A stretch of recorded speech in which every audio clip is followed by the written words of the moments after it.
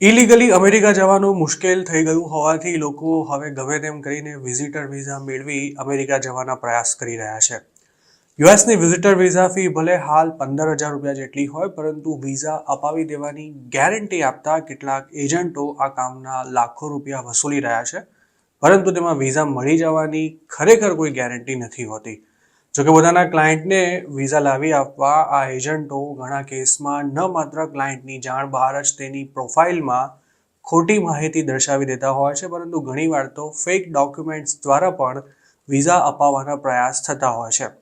આવું કંઈ થાય ત્યારે અમેરિકા જવા માંગતા વ્યક્તિના વિઝા તો રિજેક્ટ થાય જ છે, પરંતુ જો એજન્ટે કરેલી ગોલમાલ ખૂબ જ ગંભીર હોય તો અમેરિકન એમ્બસી કે પછી કોન્સ્યુલેટ દ્વારા પોલીસ ફરિયાદ પણ નોંધાવવામાં આવતી હોય છે.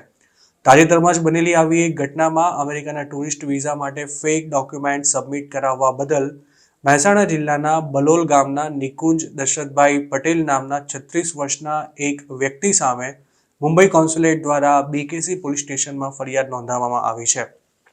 16 ડિસેમ્બરના રોજ નોંધાયેલી આ ફરિયાદમાં નિકુંજ પટેલ સાથે બીજા 3 એજન્ટોને પણ પોલીસે આરોપી બનાવ્યા છે.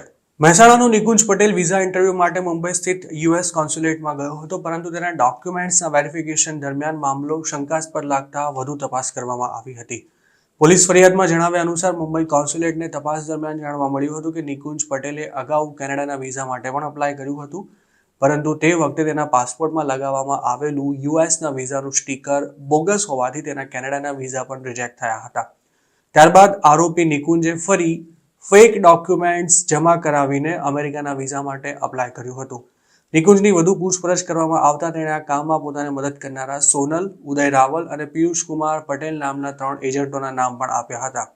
આઈએમ ગુજરાતને મળેલી માહિતી અનુસાર નિકુંજ પટેલની વિઝા એપ્લિકેશનમાં થાઇલેન્ડ સ્થિત ડીપી વર્લ્ડ નામની કંપનીની સપ્ટેમ્બરથી નવેમ્બર 2024ની 3 મહિનાની સેલેરી સ્લિપ્સ અને સ્ટેન્ડર્ડ ચાર્ટર્ડ બેંકનું 20 જૂન 2024થી 16 નવેમ્બર 2024 સુધીનું સ્ટેટમેન્ટ અટેચ કરવામાં આવ્યું હતું. જોકે કોન્સ્યુલેટના સ્ટાફે તેની ઉલટ તપાસ કરતા આ બંને ડોક્યુમેન્ટ્સ ફેક હોવાનું બહાર આવ્યું હતું. આ સિવાય નિકુંજ પટેલે કેનેડાના વિઝા માટે જે પાસપોર્ટ પર અપ્લાય કર્યું હતું તેમાં લાગેલું C18333122 નંબર સાથેનું અમેરિકાનું વિઝા સ્ટીકર પણ ફેક હોવાથી તેની કેનેડાની વિઝા એપ્લિકેશન રિજેક્ટ થઈ હતી. નિકુંજ સાથે આ કેસમાં જે અન્ય 3 એજન્ટોને આરોપી બનાવવામાં આવ્યા છે તેમાં સોનલ નામની મહિલા એજન્ટ મહેસાણાની છે, જ્યારે ઉદય રાવલ અમેરિકાનો અને અન્ય એક આરોપી પિયુષ પટેલ મહેસાણાનો છે.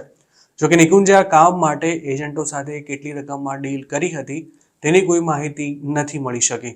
ઉલ્લેખનીય છે કે ક્લાયન્ટ વતી અમેરિકાના વિઝા માટે અપ્લાય કરતા એજન્ટો તેની પ્રોફાઇલના આઈડી પાસવર્ડ ક્લાયન્ટ સાથે ક્યારે પણ શેર નથી કરતા હોતા, તેમજ પાસપોર્ટની ડિલિવરીનું એડ્રેસ પણ ક્લાયન્ટના ઘરનું નહીં પણ એજન્ટની ઓફિસનું કે પછી બીજે ક્યાંકનું હોય છે. જો વિઝા મળી જાય તો ક્લાયન્ટ પૈસા આપે ત્યારબાદ જ તેને વિઝા સ્ટીકર લાગેલો પાસપોર્ટ પરત અપાય છે, અને જો વિઝા ન મળે તો કોઈ વ્યવહાર નથી કરવાનો હોતો. મહેસાણા જિલ્લાના બલોલ ગામના નિકુંજ પટેલને જે ટ્રીકથી એજન્ટોએ કેનેડાના વિઝા અપાવવા માટે પ્રયાસ કર્યો હતો તેના દ્વારા છેલ્લા 6 મહિનામાં ઘણા ગુજરાતીઓ કેનેડા પહોંચીને ત્યાંથી બોર્ડર ક્રોસ કરી અમેરિકા ભેગા થઈ ચૂક્યા છે. કેનેડાની વિઝિટર વિઝા પોલિસી ખાસ કડક નહોતી, ત્યારે એપ્લિકન્ટના પાસપોર્ટમાં જો અમેરિકાનું વિઝા સ્ટીકર લાગેલું હોય તો તેને તરત જ કેનેડાના વિઝા પણ મળી જતા હતા. કેટલાક ભેજાબાજ એજન્ટો તેના માટે યુએસના નકલી વિઝા સ્ટીકર લગાડીને બારોબાર કેનેડાના વિઝા માટે અપ્લાય પણ કરી દેતા હતા, જેની ઘણીવાર તો ક્લાયન્ટને જાણ પણ નહોતી કરવામાં આવતી. ફેક વિઝા સ્ટીકર ઉપરાંત એજન્ટો પોતાના ક્લાયન્ટના પાસપોર્ટમાં નકલી એન્ટ્રી અને એક્ઝિટના સ્ટેમ્પ પણ લગાવતા હોય છે. આ સિવાય કેનેડાના વિઝા માટે પણ પેસેન્જરની પ્રોફાઇલમાં એજન્ટો મન ફાવે તેવી ખોટી માહિતી ભરી દઈને ઘણા ક્લાયન્ટ્સની પ્રોફાઇલ એ હદે ખરાબ કરી ચૂક્યા છે કે આવા લોકોને ફરી કેનેડાના કે પછી અમેરિકાના વિઝા મળી શકે તેવી કોઈ શક્યતા બાકી નથી રહી. નિકુંજે યુએસના વિઝા માટે અપ્લાય કરતા પહેલા કેનેડા માટે પણ એપ્લિકેશન કરી હતી, જેનાથી એવી પણ શંકા ઉપજે છે કે તેનો ઈરાદો ખરેખર ઇલીગલી યુએસ જવાનો હતો. કેનેડાવાળી લાઇનથી મેળ ન પડતા નિકુંજને યુએસના વિઝા અપાવી દેવા માટે એજન્ટોએ તેની વિઝા એપ્લિકેશન સાથે ફેક સેલેરી સ્લિપ અને બેંક સ્ટેટમેન્ટ અટેચ કરી દીધા હતા. અમેરિકન કોન્સ્યુલેટ ઝડપથી વેરિફિકેશન ન કરી શકે તે માટે ભેજાબાજ એજન્ટોએ નિકુંજને થાઇલેન્ડની કંપનીનો કર્મચારી બતાવી દીધો હતો, પરંતુ તેમ છતાં તેની ચોરી પકડાઈ ગઈ હતી. હવે નિકુંજના બાયોમેટ્રિક્સ સહિતનો રેકોર્ડ અમેરિકાની સિસ્ટમમાં આવી ગયો હોવાથી તેને આખી જિંદગીમાં ક્યારેય યુએસ કે પછી કેનેડાના વિઝા નહીં મળી શકે અને ઇન્ડિયામાં પણ તેને કાયદાકીય કાર્યવાહીનો સામનો કરવો પડશે.